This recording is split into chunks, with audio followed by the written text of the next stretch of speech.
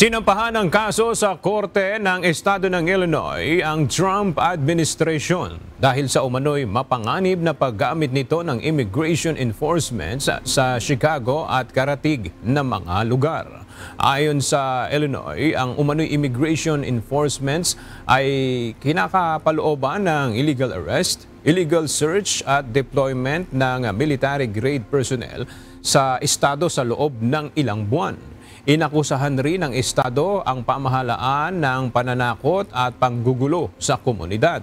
Ang hakbang ng Illinois ay ginawa matapos pigilan ng US Supreme Court ang pagpapadala ng National Guards sa Estado kabilang na sa Oregon, California at Washington, D.C.